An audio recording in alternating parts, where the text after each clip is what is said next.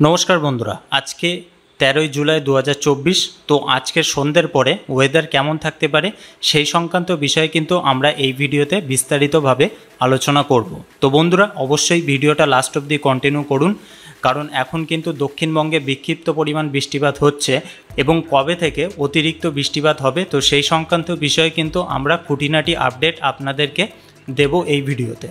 तो बंधुरा एखाने किन्तु आपनारा देखते पाच्छेन जे একদিকে বঙ্গোপসাগর থেকে আসা পর্যাপ্ত জলীয় বাষ্প, অন্যদিকে উত্তর পশ্চিমের বাতাস, এই দুয়ের সংস্পর্শে সক্রিয় মৌসুমি অক্ষরেখা। এর হাত ধরে গত 48 ঘন্টায় 49 মিলিমিটার বৃষ্টি হচ্ছে কলকাতায়। এর জেরে কলকাতার অনেকটাই কমেছে তাপমাত্রা। মৌসুমি অক্ষরেখা বাংলার উপকূলীয় জেলার উপর দিয়ে উত্তর পূর্ব বঙ্গোপসাগর পর্যন্ত বিস্তৃত।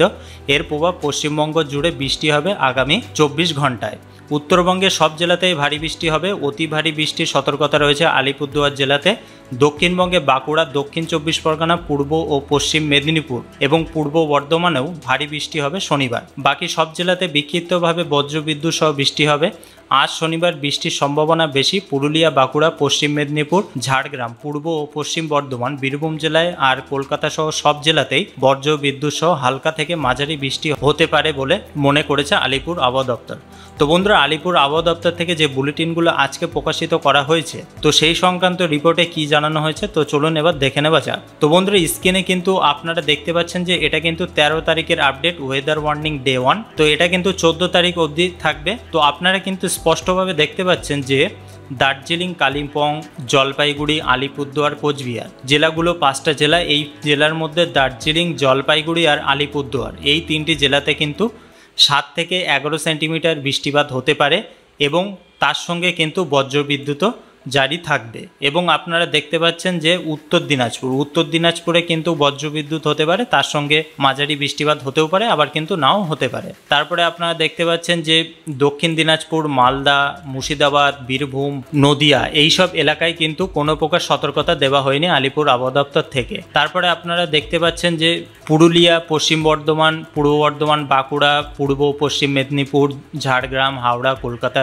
উত্তর ও দক্ষিণ 24 পরগনা আর হুগলি এইসব এলাকায় কিন্তু বজ্রবিদ্যুৎ হতে পারে এবং তার সঙ্গে কিন্তু কোনো কোনো জায়গায় বিক্ষিপ্ত পরিমাণ বৃষ্টিপাত হতেও পারে, আবার কিন্তু নাও হতে পারে। তো বন্ধুরা, আপনাদের এলাকায় কালকের থেকে কতটা পরিমাণ বৃষ্টিপাত হয়েছে বা কম না বেশি হয়েছে তো সেটা কিন্তু অবশ্যই আমাদের কমেন্ট বক্সে জানাতে ভুলবেন না। তো বন্ধুরা, এরপরের দিন যে আপডেটটা 14 তারিখের যে আপডেটটা এটা কিন্তু 15 তারিখ অবধি থাকবে। তো শুধুমাত্র কালিম্পংয়ে কিন্তু কোনো প্রকার সতর্কতা দেওয়া হয়নি, কিন্তু দার্জিলিং, আলিপুরদুয়ার, কোচবিহার, জলপাইগুড়ি এইসব এলাকায় কিন্তু বজ্রবিদ্যুৎ সহ 7 থেকে 11 সেন্টিমিটার বৃষ্টিপাত হতে পারে এবং মালদা, দক্ষিণ ও উত্তর দিনাজপুরে এইসব এলাকায় কিন্তু বজ্রবিদ্যুৎ হতে পারে এবং তার সঙ্গে কিন্তু বিক্ষিপ্ত পরিমাণ বৃষ্টিপাতও আপনারা লক্ষ্য করবেন। তো বন্ধুরা, তারপরে যে বাদবাকি জেলাগুলো সেখানে কিন্তু কোনো প্রকার সতর্কতা দেওয়া হয়নি। তো চলুন এবার বেশি দেরি না করে স্যাটেলাইটে কি জানানো হয়েছে তো সেটা এবার আমরা দেখে নেব। তো বন্ধুরা, স্ক্রিনে কিন্তু আপনারা দেখতে পাচ্ছেন যে স্যাটেলাইটে আমরা যদি আজকে শনিবার, তো শনিবারের রাত 9টার দিকে যদি আমরা লক্ষ্য করি তাহলে কিন্তু আপনারা দেখতে পাচ্ছেন যে এখানে কলকাতা, এখানে কিন্তু কোনো প্রকার বৃষ্টিপাত নেই। শুধুমাত্র আরামবাগ, চন্দ্রকোনা, কতুলপুর এইসব এলাকায় বৃষ্টিপাত হতেও পারে, আবার কিন্তু নাও হতে পারে। পুরুলিয়ায় হালকা পরিমাণ বৃষ্টিপাত লক্ষ্য করা যাচ্ছে।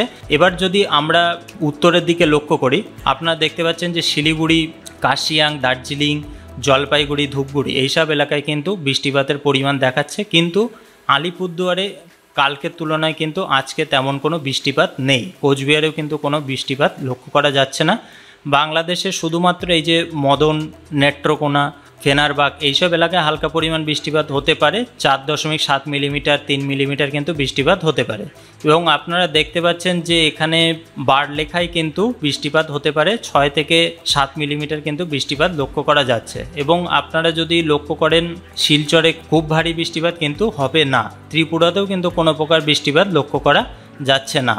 তো যদি আমরা এটা রাত 11টার দিকে লক্ষ্য করি তাহলে কিন্তু আপনারা দেখতে পাচ্ছেন তুলনামূলকভাবে এখানে কলকাতার সাইডে কিন্তু বৃষ্টিপাত নেই, কিন্তু গঙ্গাসাগর, নামখানা, হলদিয়ার পার্শ্ববর্তী এলাকায় কিন্তু বৃষ্টিপাত লক্ষ্য করা যাচ্ছে এবং কতুলপুর, আরামবাগ, চন্দ্রকোনাও কিন্তু বৃষ্টিপাত হবে।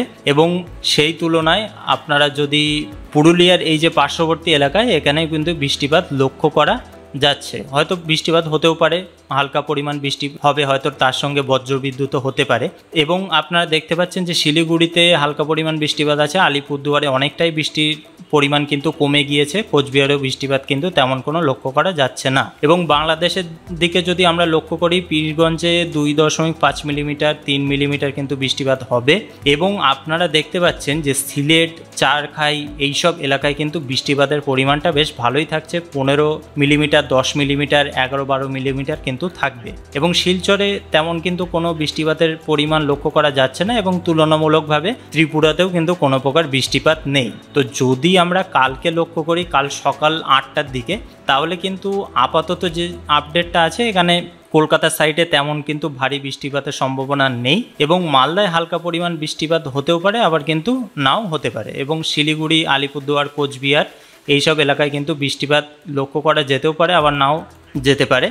এবং ত্রিপুরা, শিলচরে কিন্তু কোনো প্রকার বৃষ্টিপাত লক্ষ্য করা যাচ্ছে না। তো যদি বন্ধুরা আমরা থান্ডারস্টর্মের দিকে লক্ষ্য করি আজ রাত 9টার দিকে, তাহলে কিন্তু আপনারা দেখতে পাচ্ছেন এখানে চন্দ্রকোনা, আরামবাগ, কতুলপুর এইসব এলাকায় কিন্তু থান্ডারস্টর্ম হতে পারে, এবং তার সঙ্গে কিন্তু বিক্ষিপ্ত পরিমাণ বৃষ্টিপাত হতেও পারে, আবার কিন্তু নাও হতে পারে। এবং যদি আপনারা লক্ষ্য করেন শিলিগুড়ি এইসব এলাকায় কিন্তু হালকা পরিমাণ বজ্রবিদ্যুৎ থাকছে, এবং বাংলাদেশের শুধুমাত্র এই যে সিলেট এবং বর্ডার সংলগ্ন এলাকায় কিন্তু হালকা পরিমাণ বজ্রবিদ্যুৎ থাকছে, এবং শিলচরে পার্শ্ববর্তী এলাকায় কিন্তু বজ্রবিদ্যুতের পরিমাণটা বেশ ভালোই থাকছে। এবং ত্রিপুরাতে কিন্তু কোনো প্রকার আপডেট আপাতত লক্ষ্য করা যাচ্ছে না। তো রাত 11টার দিকেও আপনারা লক্ষ্য করলে দেখতে পাবেন যে এখানে কলকাতা সাইডে কোনো প্রকার যে বজ্রবিদ্যুৎ হবে তেমন কোনো লক্ষ্য করা যাচ্ছে না।